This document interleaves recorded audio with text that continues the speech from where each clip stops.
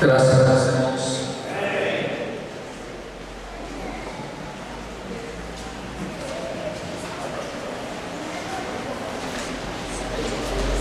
Muitas vezes nós sentimos saudades do primeiro amor. Eu sei que o tempo passa, a gente adquire mais experiências em Deus, mas na realidade a gente vai se envolvendo com tanta coisa e a gente vai deixando de investir em Deus como a gente investia antes. Assim como a irmã falou, eu também sinto que no início do ministério eu investia muito mais em mim, né? A gente começa a investir nos outros e acaba deixando a nossa pessoa, o nosso eu do lado. Eu me lembro que todo ano, 2 vezes por ano, a gente saía, investia em nossas vidas e viajávamos, não tinha distância, íamos para onde for e dávamos um jeito. E hoje a gente tem uma luta, uma dificuldade. Eu saí alguns dias, muitas vezes é tão difícil. Nós deixamos de investir nas nossas vidas. Mas se nós queremos voltar ao primeiro amor, nós precisamos voltar nas primeiras atitudes, os primeiros atos, aqueles investimentos que nós tínhamos antes. Deixávamos tudo para fazer a vontade do Senhor. Vivemos em um tempo tão atribulado, tão pressionado, vivemos envolvidos com atividade, com secularismo. Estamos preocupados com tantas coisas e acabamos oferecendo tão pouco ao Senhor. Um pouco. Eu creio que se nós pudéssemos e nós podemos voltar ao primeiro amor, mas não o primeiro amor da minha fé, da tua fé, mas é o primeiro amor da igreja de Jesus Cristo, lá de Atos dos Apóstolos. O primeiro amor inicia lá, onde as pessoas chegaram a vender tudo que tinham para viver em comunhão, em unidade. E aí a gente começa a entender por que Deus agia tão naturalmente. O poder de Deus se manifestava de uma forma tão gloriosa, maravilhosa, tão estupenda mesmo. Nós vamos pensar um pouquinho nisso e nos desprender mais das coisas aqui da terra, das nossas vontades, dos nossos desejos, dos nossos sonhos. Quero convidar você abrir a sua Bíblia lá em Lucas, capítulo 7. Essa noite eu vou falar um pouquinho sobre desenvolvendo a minha fé. Eu creio que todos nós almejamos milagre, na verdade. Amém? Quem quer milagre na sua vida? Fala a Deus que o milagre vem através da fé. Precisa desenvolver a fé, né? Lucas capítulo 7, verso 1 a 10.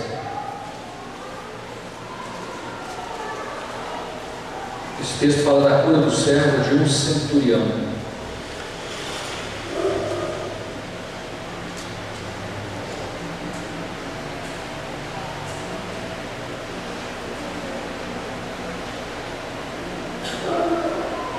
Amém? Lucas 7, localizou? Do verso 1 a 10 assim: tendo Jesus concluído todas as suas palavras dirigidas ao povo, entrou em Cafarnaum.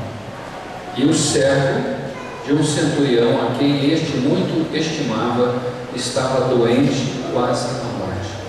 Tendo ouvido falar a respeito de Jesus, enviou-lhe alguns anciãos dos judeus, pedindo-lhe que viesse curar o seu servo. E este, chegando-se a Jesus, com instância lhe suplicaram, dizendo: ele é digno de que lhe faça isto, porque é amigo do nosso povo, e ele mesmo nos edificou a sinagoga. Então Jesus foi com eles, e já perto da casa, o centurião enviou-lhe amigos para lhe dizer: Senhor, não te incomodes, porque não sou digno de que entres em minha casa. Por isso, eu mesmo não me julguei digno de ir ter contigo. Porém, manda uma palavra, e o meu rapaz, o meu criado, será curado. Porque também eu sou homem sujeito à autoridade, e tenho soldados às minhas ordens, e digo a este vai, e ele vai, e a outro vem, e ele vem, e ao meu servo faze isto, e ele o faz. Ouvidas estas palavras, admirou-se Jesus dele, e voltando-se para o povo que o acompanhava, disse: afirmo-vos que nem mesmo em Israel achei fé como esta. E voltando para casa, os que foram enviados encontraram curado o servo. Vamos orar mais uma vez. Pai, em nome de Jesus, planta, Senhor, a Tua palavra aos nossos corações. Toma, Senhor, a nossa mente, a nossa alma, Senhor, o nosso espírito. Toma o nosso corpo nas Tuas mãos. Tudo aquilo que não é Teu, Senhor, desfaça. Que os céus sejam abertos, ó Pai, e toda obra que não é Tua seja dissipada no poder do nome de Jesus de Nazaré. Envia anjos guerreiros aqui neste lugar, com espada de fogo, Senhor, para destruir toda obra que não te pertence, Senhor, toda altivez, ó Pai, toda prepotência, toda carnalidade, caia por terra agora, em nome de Jesus. Que nós possamos nos submeter à Tua autoridade nesta noite, ó Pai, e trazer aquilo que Tu tens para os nossos corações. Abençoa, Senhor, cada vida que aqui está, que Tu comece, ó Pai, a realizar uma obra gloriosa aqui nesta noite, desde agora, Senhor, trazendo libertação, trazendo cura do corpo, cura da alma, Senhor, cura do espírito. Tu possa, Senhor, trazer reconciliação, que Tu possa trazer regeneração, ó Pai, realmente um posicionamento nosso, Senhor, na Tua vontade, ó Pai. Abençoa-nos, fortalece-nos e enche-nos de Ti, ó Pai, em nome de Jesus. Amém. Como eu disse, o milagre acontece através da nossa fé. A palavra de Deus diz lá em Hebreus que sem fé é impossível agradar a Deus. Se sem fé é impossível agradar a Deus, sem fé é impossível conquistar milagres. O milagre é algo proveniente de uma atitude de fé inabalável. E este texto retrata isso. Este homem, este centurião que era um soldado, que servia o Império Romano e que ele tinha sobre a sua responsabilidade 100 soldados. Ele cuidava de uma centúria, 100 soldados. Ele era um centurião. E a palavra de Deus mostra que este homem, mesmo não sendo judeu, talvez poderia ser um romano, um centurião romano, um militar romano que trabalhava para Roma, que naquela época o Império Romano que dominava Israel, ou poderia ser um soldado que trabalhava para Roma, mas não romano, uma outra nacionalidade, mas não era um judeu. Este homem realmente era um gentil, e ele expressou uma fé inabalável em Jesus Cristo. E apenas pelo fato de ter ouvido falar de Jesus. Ele ainda não tinha experimentado Jesus, mas tinha ouvido falar de Jesus. E por ter ouvido falar de Jesus e ter crido, e ter alimentado no seu íntimo uma fé inabalável, ele conseguiu um milagre na sua vida. A palavra de Deus retrata Jesus lá em Marcos capítulo 9, versículo 23, uma parte, a finalização do versículo diz assim: tudo é possível ao que crê. Crer é fé. Crer é fé. Acreditar é fé. A fé é a capacidade de crer que o impossível pode se tornar possível. E a palavra de Deus diz que a fé é dada em uma porção, não sei qual a porção, mas uma porção a cada um que realmente se posiciona diante de Deus.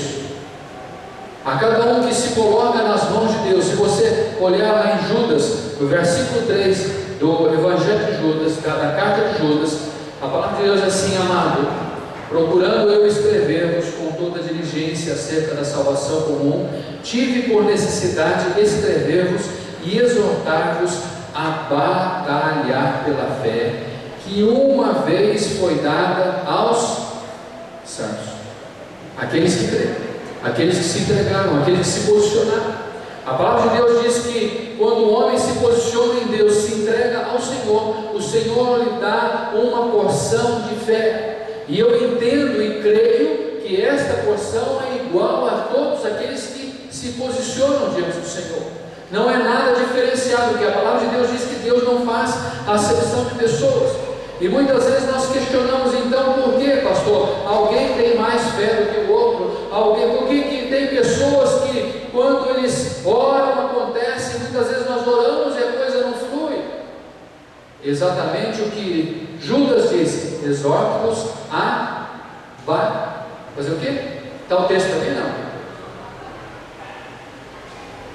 Amém, irmão? Exorta-os a batalhar. O que é batalhar? É lutar, é empregar força, é você se esforçar naquilo. Jesus fala e conta parábolas a respeito dos talentos que foram distribuídos. Alguns servos, alguns batalharam e multiplicaram, outro não batalhou, enterrou, guardou. E no dia que ele foi tirar, que foi cobrado, que ele foi tirar, os talentos estavam na mesma proporção. E Judas assim: exorta-os a batalhar pela fé que uma vez você recebeu de Deus, uma porção de fé que você recebeu de Deus. É necessário realmente investir na fé. Lá em Lucas, em Mateus capítulo 17, versículo 20, outro texto aí seguinte aí. Está aí? Tá? Mateus 17, 20, Jesus assim: e Jesus lhe disse: por causa da vossa pouca fé, porque em verdade vos digo, se tiverdes fé, como um grão de mostarda, direis a este monte: passa daqui para colar, e há de passar, e nada vos será impossível. Se você tiver fé, como um grão de mostarda, nada vos será impossível. O que Jesus quis dizer com isso? Lucas capítulo 13, versículo 19. Está aí também, próximo. É semelhante ao grão de mostarda que um homem tomando lançou na sua horta, e cresceu e fez grande árvore, e nos seus ramos se aninharam as aves do céu. Este homem que plantou este grão de mostarda na sua horta, do qual se tornou uma grande hortaliça, se desenvolveu de uma forma maravilhosa, cujas aves usaram para se aninhar, fez sombra de proteção. Este homem batalhou pelo grão de mostarda, que Jesus se assemelhou à nossa fé. Jesus não fala de uma fé do tamanho de um grão de mostarda. Jesus fala de uma fé como um grão de mostarda, que você planta e ela se torna em um arbusto, e ela vai produzir muitos e muitos grãozinhos de mostarda. Ela vai se multiplicar. A fé tem que se, pela fé tem que se batalhar, tem que se investir.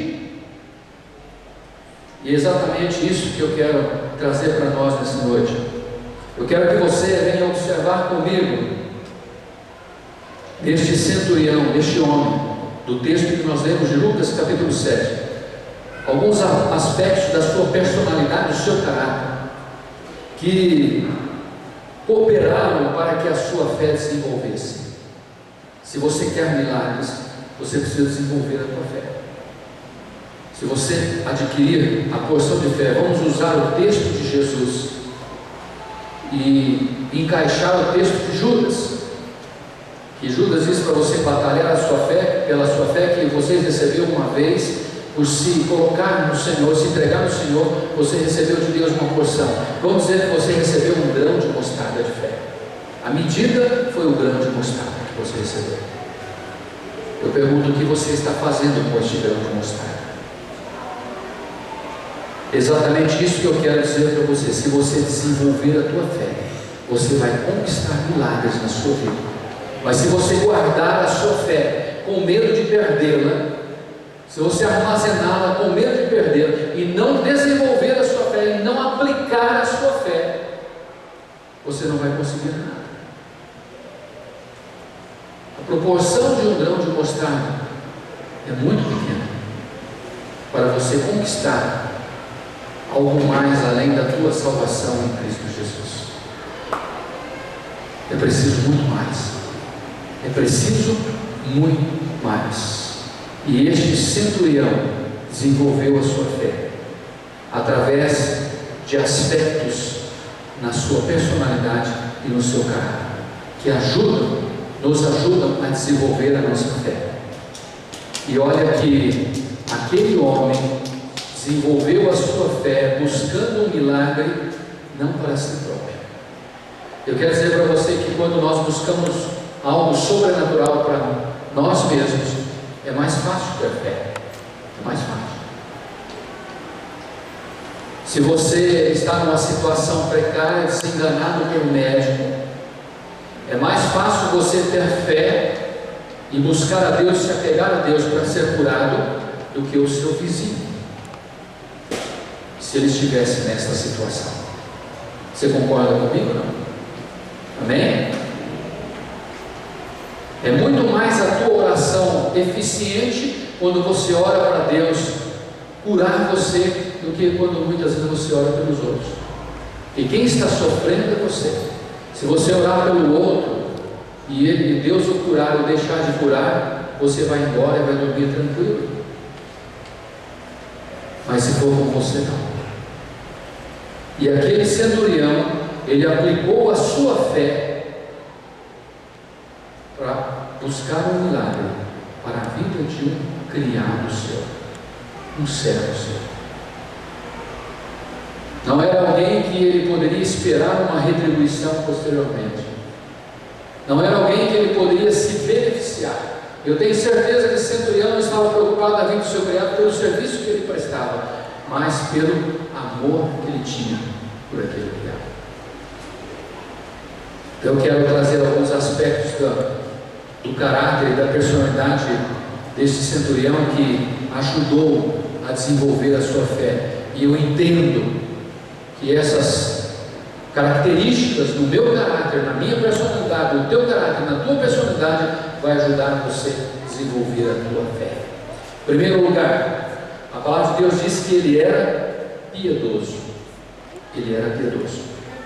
Mesmo ocupando a posição que tinha, se preocupava com os carentes. Ele era piedoso. A palavra de Deus diz assim, que haja em vós o mesmo sentimento que houve em Cristo.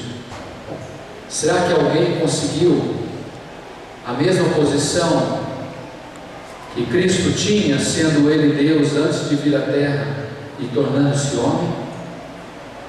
Porque quando Ele tornou-se homem, deixou a posição divina. Será que alguém tem esta posição?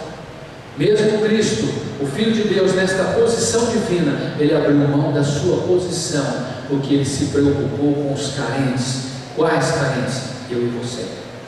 Ele se preocupou conosco. A palavra de Deus diz que esse centurião, mesmo na sua posição, ele se preocupou com os carentes.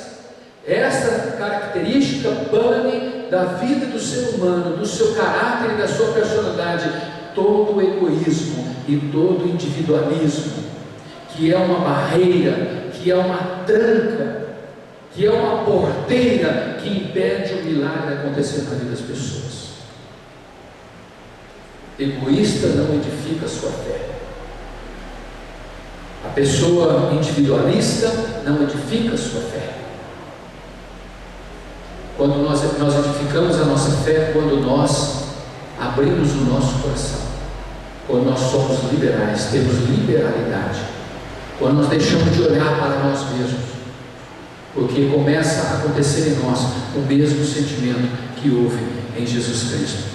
Mateus capítulo 7, versículo 2, tem aí, próximo aí.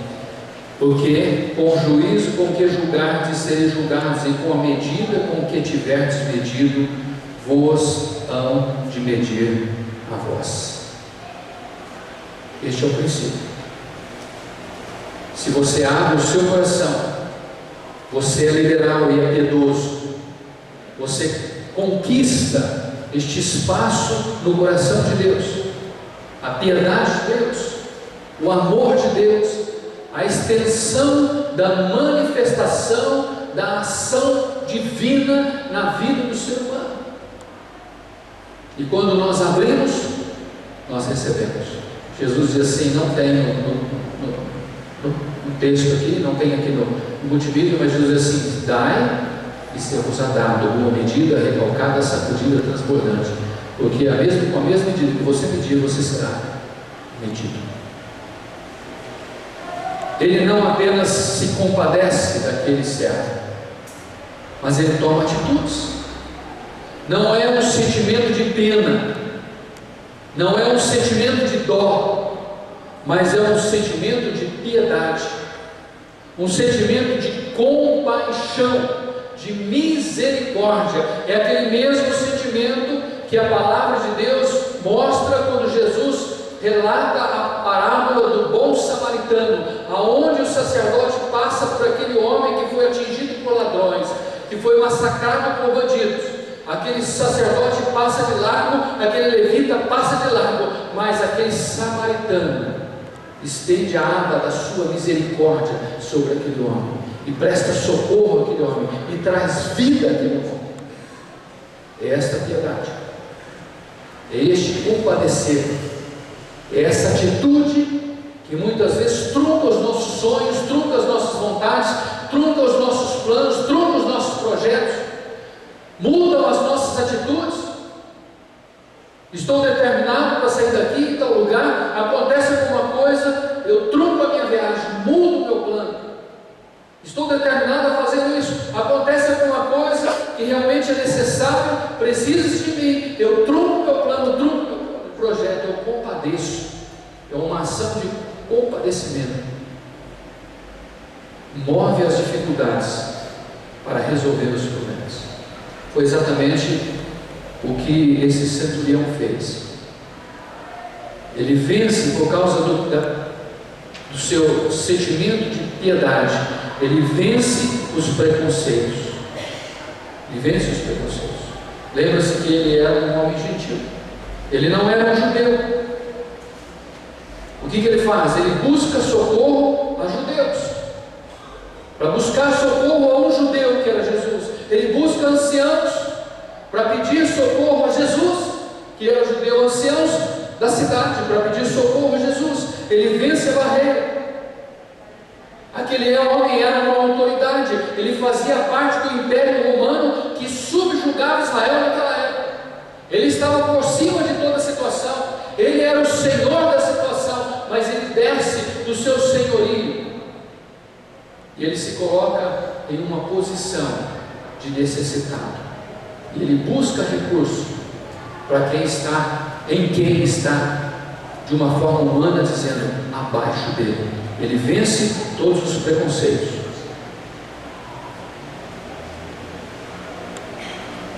Eu quero dizer para você, um coração piedoso move o coração de Deus. Tem aí, tá? Um coração piedoso motiva ao desenvolvimento da fé. A palavra de Deus diz que um coração contrito e quebrantado, Deus não resiste.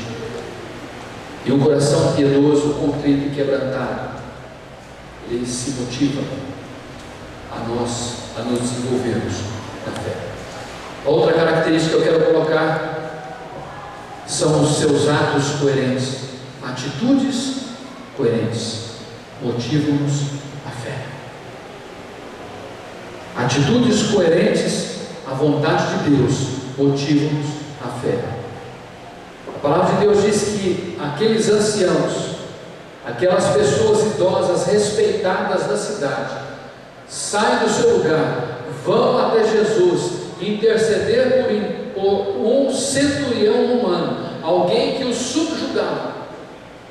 Alguma coisa na vida daquele centurião fez com que aqueles anciãos da cidade, aqueles homens respeitados da cidade, os respeitassem. Alguma atitude dele foi realmente os seus atos coerentes. Quando temos atitudes coerentes à vontade de Deus, somos observados por pessoas de bem e temos do nosso lado, e a temos do nosso lado, e muitas vezes elas acabam intercedendo por nós. A palavra de Deus diz lá em Gálatas: nós que estamos rodeados de uma tão grande nuvem de testemunhas, nós temos testemunhas para nós nos posicionarmos apoiados na palavra de Deus, e nós temos testemunhas nos observando a aqui fora hoje. Nós temos testemunhas do passado que a palavra de Deus traz para nós, para nos servirmos de orientação, de ensinamento. Nós temos testemunhos que se levantam nos nossos dias para dizer exatamente quem somos nós. Quem somos nós? Hoje eu falei no rádio a respeito do versículo de Provérbios que diz assim que assim como a água reflete o semblante, o rosto do homem quando se aproxima dela, o coração é o reflexo do homem. O coração é o reflexo do caráter e da personalidade. E o próprio Jesus diz que a boca fala que o coração está cheio. Exatamente o que a pessoa fala é o que a pessoa é. É o que a pessoa é. Aquilo que ela externa no seu dia a dia, na sua semana a semana, no seu mês a mês, é o que ela é o que o seu coração é o que o seu caráter é.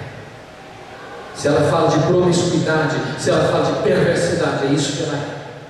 Se ela fala de Jesus Cristo, se ela fala de libertação, se ela fala de salvação, é isso que ela vive, o que ela é. É isso o que ela é. Atitudes coerentes, atos coerentes são respeitados por pessoas respeitadas, independente de quem seja, independente se ele esteja no topo, independente se ele esteja lá embaixo, independente se ele seja uma autoridade ou independente se ele seja um servo, independente de quem ele é. Os atos coerentes se tornam motivo de testemunho, são percebidos por todos, beneficiam a sociedade e são feitos sem pretensão.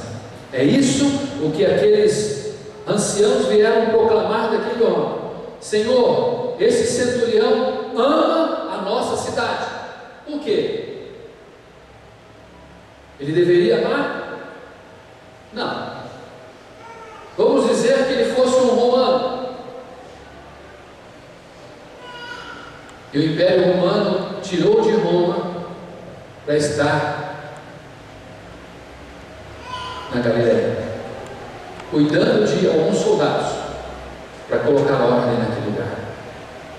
O cara sai de um centro, de uma metrópole da época, e vem para um lugar longe da sua casa, longe da sua família, longe dos seus. Ele tinha motivos para amar aquele lugar, para gostar daquelas pessoas? Não. Mas as suas atitudes coerentes traz no seu coração uma marca de expressão de amor àqueles que estão à sua volta, independente de onde ele está, independente de onde ele vive. E quando alguém vive desta forma, os seus atos são benéficos. Todo mundo entende o seu amor pelas vidas das pessoas. Todos entendem os seus atos. Senhor, ele construiu a nossa sinagoga. O cara era um construtor de igrejas, ou construtor de igreja. Ele fazia um ambiente para trazer a presença de Deus, mesmo que a sua religião não fosse essa.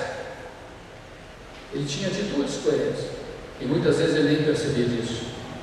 Isso realmente fez a diferença. Atitudes coerentes motivam o desenvolvimento da minha fé. João capítulo 1, versículo 14, está aí. Jesus viu Natanael vir ter com ele e disse de Natanael: eis aqui um verdadeiro israelita em quem não há dolo. Não há dolo quer dizer engano. Natanael vem de encontro a Jesus, foi levado por João. Jesus olha para Natanael que vem caminhando. Jesus não conhecia Natanael, Natanael não conhecia Jesus. Eu imagino que Jesus não conhecia Natanael de ver, porque Natanael não conhecia Jesus. Quando Natanael vem de encontro, Jesus falou assim: eis aí o israelita, um cara honesto, decente, não existe engano na sua vida. Isto é um homem de atos coerentes. Talvez você pergunte para mim: pastor, mas aonde está o desenvolvimento da fé de Natanael? Está exatamente aí. Se você continuar no texto, que não tem aí no multimídia, você pode ler em casa, João capítulo 1, versículo 14 em diante, 15, 16.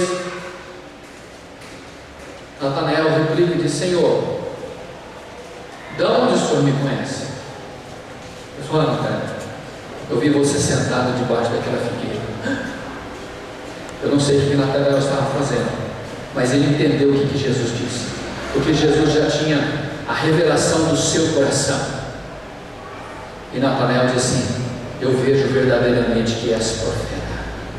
De repente a fé de Natanael mudou. De repente Natanael foi motivado a edificar a sua fé, a desenvolver a sua fé. A sua fé foi desenvolvida por causa de quê? Por causa dos seus atos coerentes, uma vida reta. E é isso exatamente que Jesus quis dizer: eis aí alguém que não existe engano. Eu te conhecia antes que você me conhece. Foi o que Deus disse para Jeremias: eu te chamei desde o ventre da tua mãe, eu te cingi, eu te escolhi, mesmo que tu não me conheças, eu te coloquei como profeta. Antes de sermos formados no ventre da nossa mãe, antes de você ser formado, Deus já te conhecia. E são as nossas atitudes coerentes que vão nos fortalecer a desenvolver a nossa fé. Atitudes coerentes com a palavra de Deus, com o Deus da palavra, não com o que eu acho. Terceira atitude, terceiro aspecto, característica do caráter, da personalidade deste centurião: ele reconhecia o seu verdadeiro estado. Ele sabia quem era. Ele sabia. Foi por isso que ele não quis ir de encontro a Jesus. Primeiro ele mandou os anciãos da cidade pedir que Jesus viesse à sua casa. Quando ele fez isso, ele se arrependeu de ter pedido isso. Ele mandou os amigos dizendo a Jesus: eu não sou digno que entre debaixo do meu teto. Eu não sou digno de encontrar contigo. Eu não sou digno de estar na tua presença. Mesmo tendo a posição que tinha, sendo um estrangeiro que exercia liderança por Roma sobre Israel, aquele homem reconhecia a sua condição diante de Jesus. Quem era Jesus para um centurião? Eu vou usar aqui romano, se não fosse nacionalidade, era de patente. Quem era Jesus diante de um centurião romano que nunca tinha tido uma experiência, um contato, um encontro com ele? Um ninguém. Talvez, ou pensando na situação e nas circunstâncias, quantas vezes será que Jesus não passou por um mendigo? Quantas vezes será que olhos não olharam para Jesus caminhando sobre a Judéia, Galileia e até Samaria? Quantas vezes olhares se cruzaram a Jesus e disseram: pobre homem, coitado, um mendigo. Isso poderia surgir no coração daquele centurião, mas a sua vida de reconhecimento, a sua sensibilidade, levou realmente a entender e reconhecer quem ele era, descendo da sua posição, descendo do seu status, descendo do seu orgulho, descendo da sua arrogância, da sua prepotência, reconhecendo quem ele era. E quando o homem reconhece na realidade, na íntegra, quem ele é, ele consegue entender quem é Jesus. Ele só consegue entender quem é Deus, quem é Jesus, quando ele consegue reconhecer quem realmente ele é. Nossa fé se desenvolve quando entendemos e reconhecemos quem somos diante de Jesus e quem é Jesus para nós. Aquele homem entendeu isso, por isso ele mandou buscar recursos em Jesus. Nós precisamos entender, reconhecer o nosso verdadeiro estado. O nosso verdadeiro estado. Paulo, Saulo de Tarso, foi o que ele foi. Na época, ele era tido como um escriba, um doutor da lei. Talvez hoje consideraríamos como um juiz. E ele chegou a um ponto quando ele teve um conhecimento pleno de Deus, um contato íntimo com o Espírito de Deus, Ele diz, chegou a dizer, eu considero tudo que eu tive e tudo que eu tenho como esterco, como lixo. Que quando nós reconhecemos quem é Deus e olhamos para o nosso estado, nós podemos entender que tudo que temos, possuímos e adquirimos diante de Deus não é nada. Não é nada. E foi exatamente isso que este centurião entendeu e reconheceu. E por último, a última característica, ele reconhecia a autoridade existente em Jesus. Eu creio que isso para nós, que consideramos cristãos, que entendemos que somos, é algo de suma importância para a nossa vida.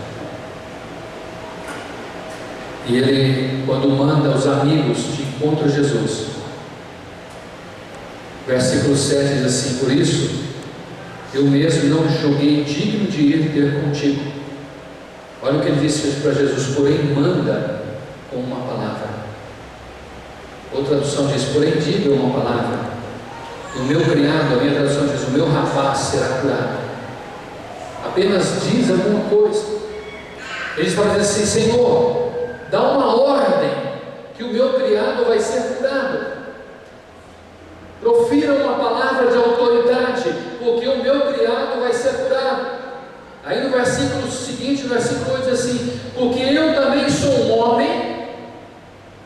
Primeiro que ele diz, sujeito à autoridade. Como nós temos dificuldade com isso? Como nós temos dificuldade com a sujeição de autoridade? Existem lares se destruindo por falta de sujeição de autoridade. Existem pessoas perdendo o serviço, porta que muitas vezes Deus abriu na sua vida por falta de sujeição de autoridade, de submissão à autoridade. Hoje em dia, com a lei frouxa que nós temos, com a lei corrompida que nós temos, eu não tenho medo e vergonha de dizer isso, porque é uma realidade. As coisas se dificultam para todas as áreas da sociedade, na questão do trabalho.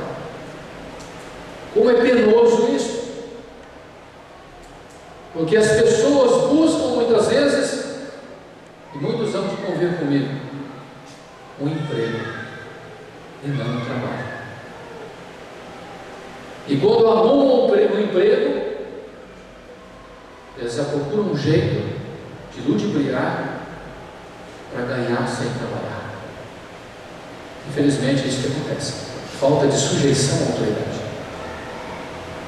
Os fóruns, cartórios estão cheios de processos intermináveis, impossíveis de caminhar pela quantia, pela morosidade, por falta de submissão. Tanto dos que levam os processos, como os que estudam os processos.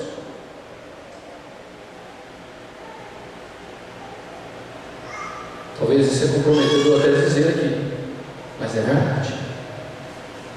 Como nós temos problemas com a sujeição à autoridade. Queremos um milagre, queremos que a glória de Deus se manifeste, queremos ver as coisas acontecer, mas não nos submetemos. E este centurião, mesmo sendo centurião, ele retrata assim a sua autoridade sobre aqueles que lhe são submissos, mas em primeiro lugar ele coloca a sua sujeição. E ele está dizendo assim: eu reconheço, Senhor, que o Senhor também é sujeito a uma autoridade. E realmente Jesus é. Eu reconheço isso, mas eu reconheço a tua autoridade, da qual eu me torno sujeito a ela. Porque eu também vivo sob sujeição, tenho autoridade, e quando eu mando, alguém faz. Ele quis dizer: quem dera o Senhor então. Quem dera o Senhor. A tua autoridade é transponível, ela transpõe a barreira do tempo, da época, da distância. O Senhor não precisa nem ir na minha casa, diz daí mesmo. Eu não preciso fazer nem como uma mulher do fruto do sangue fez, tocar em ti, porque eu não sou digno disso. Mas diz uma palavra, e o meu criado sarará. Nossa fé é edificada quando entendemos esta questão de autoridade. Quando entendemos isso. Quando entendemos a condição que o Senhor nos dá para termos autoridade no nome do Senhor. E esta condição de autoridade na nossa vida, ela está interligada com a nossa sujeição à autoridade de Deus. Ela está ligada a isso. E Jesus foi bem claro nisso. Mateus capítulo 28, versos 18 e 19, que é o texto básico do ide do Senhor em proclamar o Evangelho. Jesus assim, e chegando-se Jesus falou-lhe dizendo, tem aí, tá? É-me dado todo o poder no céu e na terra. Alguma tradução diz toda a autoridade. Poder é autoridade, é a condição e a capacidade de domínio. Jesus disse, é-me dado todo o poder no céu e na terra. Ele está dizendo assim, não sobrou para ninguém, nem para vocês, nem para o Cláudio sobrou isso, nem para o inferno, nem para Satanás e nem para os demônios. É-me dado todo. E eu entendo no vocabulário nosso que todo é todo, né? Tem alguma outra definição para todo? Todo é mais ou menos, todo é 90%, todo é 99,999%, não, todo é 100%. Se Ele tem todo o poder e toda a autoridade no céu e na terra, não sobrou para ninguém. Se você entender isso e viver isso, você já deu um grande passo no desenvolvimento da tua fé. Mas Jesus não para aí. Ele te leva você um pouco mais adiante. Ele desafia você um pouco mais adiante. E o que ele diz aí no texto?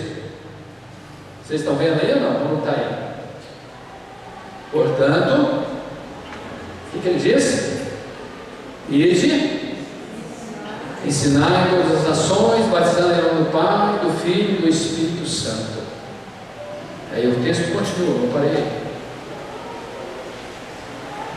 Ora, se o poder e a autoridade foi dado a Ele, você vai de que jeito? Porque na verdade, quando o Senhor faz essa proposta, Ele está dizendo, olha, você vai, ensine, batize,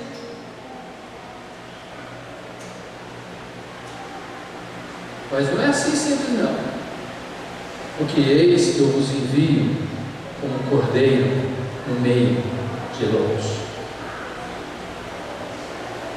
Quando você vai, quando você obedece esse índio de Jesus, a começar na tua vida e alcançar os outros, é a batalha que nós enfrentamos no nosso dia a dia, de pressão do inferno contra a nossa vida. Por quê? Porque você vai encarar o lobo cara a cara, e você vai começar a tomar das garras dele vidas. E você acha que o lobo vai ceder? Né? Nós vimos um vídeo do centro terapêutico hoje, e eu achei até cômico. Não falei nada, mas agora eu vou dedar para todo mundo aí. Quando o pastor Petro chegar, vocês pegam no couro dele. Inclusive ele ligou hoje, está tudo bem. E mandou um abraço para todos. Diz que o cachorro fez alguma coisa errada. Ele começou a bater no cachorro. O cachorro foi para dentro da casinha. Ele entrou dentro da casinha e o cachorro fez ele voltar de ré. Não é verdade? Foi o que isso. E começou a dar borrachada no cachorro dentro da casinha. O cachorro não tinha para onde ir. Falou, tem que sair pela porta. Você está na porta, é para você que eu vou. E ele fez alguma atitude não conveniente, que muitas vezes nos leva a arrepiar o pelo e recuar. O pastor Petro tem que sair do quarto, dentro da casinha do cachorro. Eu achei interessante isso, muita coragem dele. Mas é isso. É isso que quando o Senhor decide, Ele propõe para nós. Ué, mas se a autoridade está sobre Ele, como que eu vou fazer isso agora? Como que eu vou encarar esse negócio aí? Mas Jesus diz assim, em nome do Pai, do Filho e do Espírito Santo. Você vai e use esta minha autoridade absoluta. Você usa. E quando você vai e usa a autoridade absoluta de Deus, que está sobre a tua vida,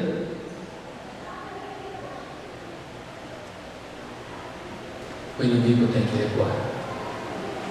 E é baseado nesta autoridade que Jesus disse a Pedro: e as portas do inferno não prevalecerão contra a igreja do Senhor Jesus Cristo, porque a igreja do Senhor Jesus Cristo tem que entender que ela tem que viver debaixo da autoridade de Deus, da autoridade absoluta de Deus, mas caminhar na autoridade de Deus sobre as nossas vidas, que o Senhor nos deu, quando Ele disse também: eis que vos dou poder para pisar serpentes e escorpiões e toda a hoste do inferno, isto é, Lúcifer e os seus demônios, e nada vos fará dano algum. Quem tem medo do diabo aqui diz amém. Glória a Deus por isso.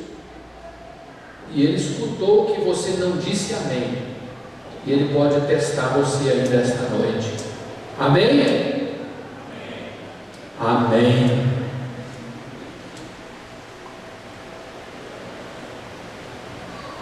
Muitas vezes nós somos desafiados, e nós precisamos ser desafiados.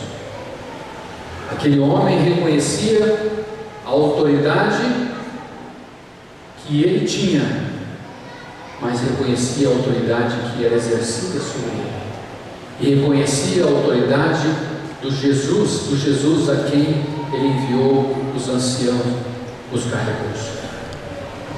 Se nós vivemos o reconhecimento desta autoridade em Jesus e nos submetermos a ela, nós vamos viver a capacidade desta autoridade de Jesus em nós para pisarmos serpentes e escorpiões. Porque se você tiver um pouquinho só um pouquinho da autoridade de Jesus sobre a tua vida, você vai ter autoridade mais do que todos, ou mais do que tudo. Porque Jesus disse que toda a autoridade foi dada no céu e na terra. Então Ele absorveu toda a autoridade. Agora Ele te dá uma autoridade. Qualquer pouquinho de autoridade que você tiver, vai ter mais do que tudo. Você entende isso? Amém? Então viva isso. Reconheça essa autoridade. Se submeta à autoridade de Deus através da palavra do Senhor. E quando caminhamos assim, desenvolvemos a nossa fé e alcançamos o milagre. Você quer o milagre? Não corra atrás do milagre. Edifique a vossa santíssima fé, orando em espírito, como Judas mesmo fala em um dos versículos da Epístola de Judas. Edificando a vossa santíssima fé, orando no espírito. Vida de relacionamento íntimo com Deus, se submetendo à autoridade de Deus, reconhecendo a autoridade de Deus sobre a sua vida, reconhecendo o seu verdadeiro estado, através disso tendo atos coerentes, numa vida aonde se transmite o amor de Cristo. Jesus disse: nisto conhecereis que sois meus discípulos, se vos amardes uns aos outros. Você quer uma vida de poder? Impregne esses atos na tua personalidade, no teu caráter. Deus não te fez para ser um perdedor, Deus te fez para ser um vitorioso. Procure resolver o teu passado. Procure resolver isso. Enquanto você não resolver isso, você não vai conseguir seguir adiante. Esse teu passado sempre vai te perseguir. Sempre vai estar lançando setas na tua vida. Resolva isso. Tem muitas coisas na nossa vida que estão ligadas ao nosso passado. Muitas situações, muitos traumas que fazem parte do nosso passado. E nós precisamos anular isso na nossa vida. E através do sacrifício de Jesus nós conseguimos isso. Nós precisamos resolver isso. Pule sua cabeça, feche seus olhos.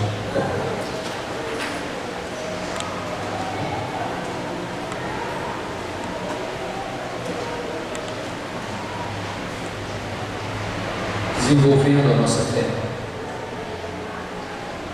É claro que isso não é simples, não é fácil, porque senão Judas não teria dito: exorto-vos, admoesto-vos, eu chamo a vossa atenção, eu vos desafio a isto. Ele diz mais: a batalhar. Batalha significa guerra. É aquilo que nós vivenciamos todo dia na nossa vida, no nosso corpo, na nossa alma e no nosso espírito, para crescermos no Senhor.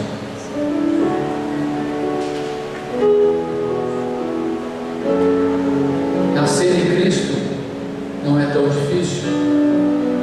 Crescer em Cristo é um pouquinho mais complicado, porque a salvação é gratuita, mas o crescimento exige esforço.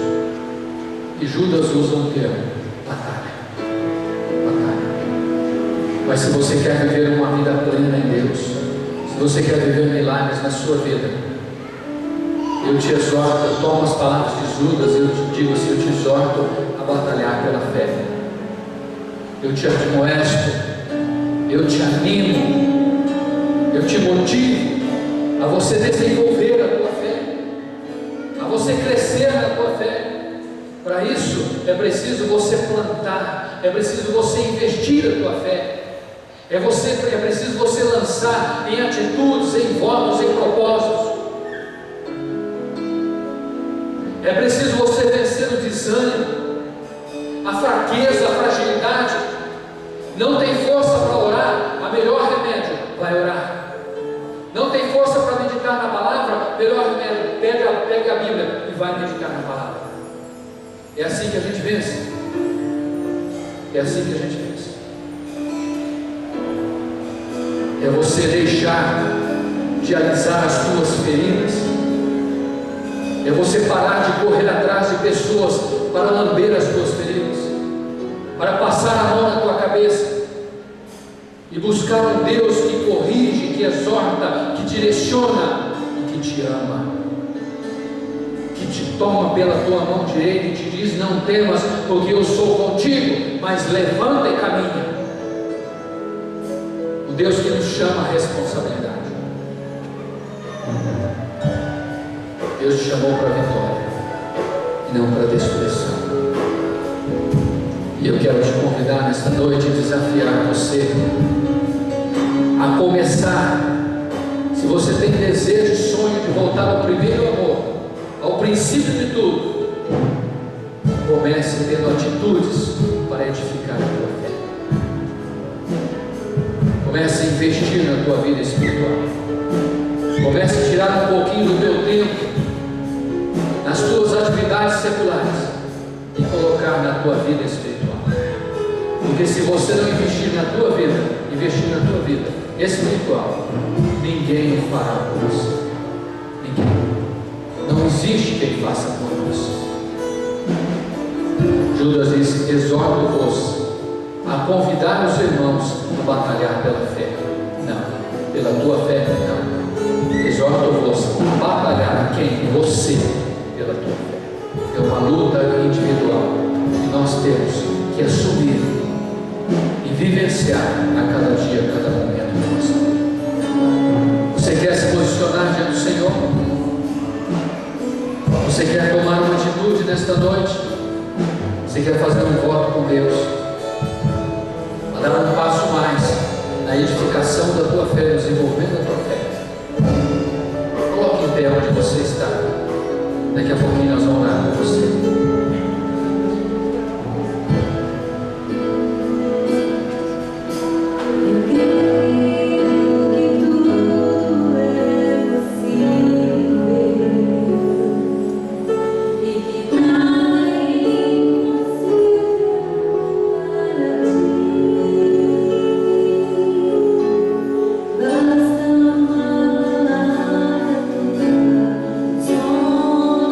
See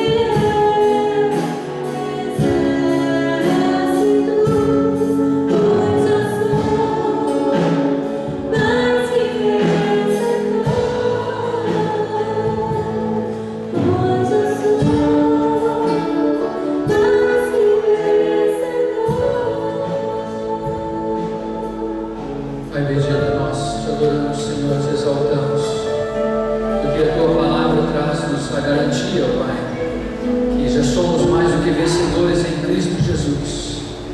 E Senhor, quanto mais nós crescemos na nossa fé, Senhor, quanto mais nós desenvolvemos a nossa fé, mais junto de Ti caminhamos, ó Pai, mais podemos, ó Pai, usufruir daquilo que Tu tens para nós, mais podemos vivenciar daquilo que Tu és em nós, ó Pai.